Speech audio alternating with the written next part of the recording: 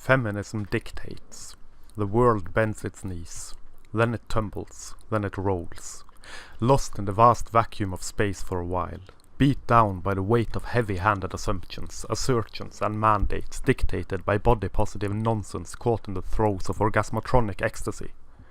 Woe unto the world, lest feminists have spoken. And so they spake, and so they shrieked. It is a peculiar arrangement we have gotten ourselves into, is it not? We listen and we believe, and we bend at the middle until we break. Words of wisdom from the mouths of feminists dictate the course of society, deliberately dedicating dictatorial decisions on women's lives and bodies. Women should be free to do what they want to do with their lives and their bodies, with no questions asked and no judgment passed. Hark, the choir offended sings. Falsettos rise with trembling vibratos. Or was that vibrators? I can't remember. Vibrato or vibrator, it doesn't matter much in the long run. It's just silly illusions of literary talent coursing through my neural pathways, gathered from whatever strange force of inspiration I am currently channeling. Or challenging.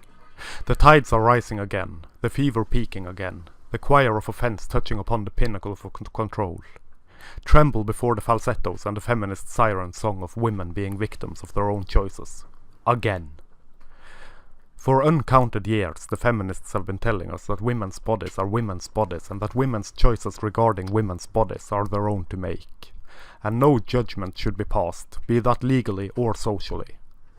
They seem to have forgotten, in the heat of the moment, or by their own design, that everyone is judged on their actions, be they male or female.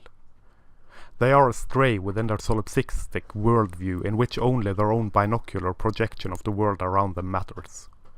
Logic is only logical when viewed from within their current framework, the prismatic lens of the only gender that matters in the quest for equality between the genders. And so they tell us, with forked tongue and eyes sewn shut, that their bodies are their choice. And we bend, and they rise, and they dare us, they double dare us, to pass judgment on a woman's choice to do what she wants to do. And so we don't pass judgment, lest we be judged ourselves. Lest we be thrown to the wolves and passed through the meat grinder of feminist destruction of anyone whose opinion is deemed by them unworthy to be held in the maniac limelight of the current year, whichever current that may be. Okay, we say, we cleanse, we rinse, we repeat the mantra. Her body, her choice. And we pass judgment upon what men do, but not upon what women do, because that is peak equality. Then come the crossroads, the intersection where madness meets gibberish and is, somehow, considered sanity. And I have forgotten, due to cosmic vibrations and solar storms, what the current year is. Have I been struck blind by the beast of interchangeable restorations? Have we gone full circle? Are we not in the current year anymore? Did the world end and no one remembered to tell me? I mean, I wouldn't blame them if they did. I would just like a heads up. That's all. Fine.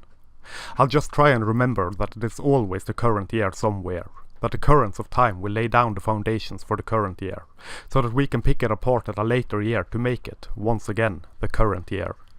Because, after all, it is the current year, and that should tell you all you need to know about our current year and the societies which dwell both within and without the current of the current year. Did they not tell us that a woman's body is her own to do with as she pleases? Why then, pray tell, do the feminists tell women what to do with their bodies?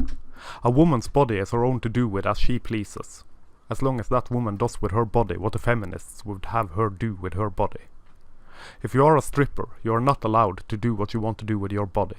Or if you are a grid girl, or find yourself in any profession where you make your living off your looks in a way that would make the Victorian era enlightened feminists sniff and swoon, crying, "Poor me, fetch me my sniffing salts, boy." Or was that bath salts? Meh, never mind, no matter. The difference between the two are probably insignificant. And I should like some sniffing salts, or some bath salts, in order to understand this doublethink. Maybe that would put me in the frame of mind that these feminists exhibit when this topic comes up. Make it possible for me to talk out of both corners of my mouth with my tongue gently licking and caressing the cavernous emptiness of my cranium. Understanding this strange phenomenon is, to my eyes, impossible if one has a mind that is firmly put in its place and functioning on more than a base level of consciousness and conscience both. But, as stated before, All is possible in the feminist world of illogical logic and unreasonable reason. It is not men that dictate what women do with their bodies. It is feminists. Under the guise that certain women's actions are actions that no woman in her right mind would take, were she not forced by men to do so. And so the feminists force her to not do so, and they label it equality, and they label it fairness, and they take away these women's jobs and incomes and consider it progress for women's rights, all the while chanting, "My body, my choice." All the while disregarding what these women whom they have deemed as being in professions unworthy of women have to say about the matter. Women's voices don't matter much to feminism. Only feminist voices matter to feminism. It is almost as though one would be inclined to believe that feminists believe that all women are one and the same, and that all women have the same goals and aspirations in life. Namely, feminism's goals and aspirations. Which is, well, who the hell knows anymore? Everything is a feminist issue. Even the things which contradict the other things. All things are true. Even false things are true. You need only listen to how feminists speak to, or about, these women, whom they deem unworthy, to see how quickly they pass judgment on what a woman chooses to do with her body and her life. Tear the veil from your eyes and your ears and look and listen. Don't repeat the mantra that it is only about equality. Don't resort to pointing to the dictionary definition. Look and listen, and all shall become clear. It is a hodgepodge of moronic diatribes and astoundingly rude and disrespectful behavior towards women. This coming from the same set of ideas that tell us that we should respect women by virtue of nothing but vagina.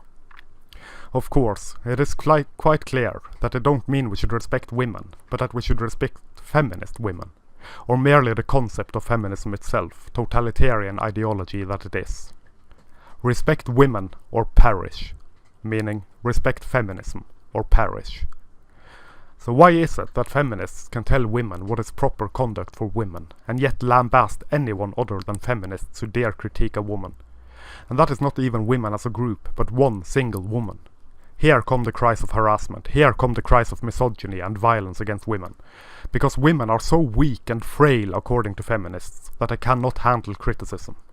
Unless that criticism is coming from feminists towards women who are not, in their eyes and goblin minds, real women.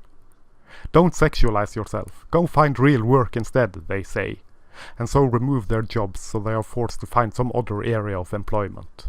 It does not matter what women want, it matters what feminism wants.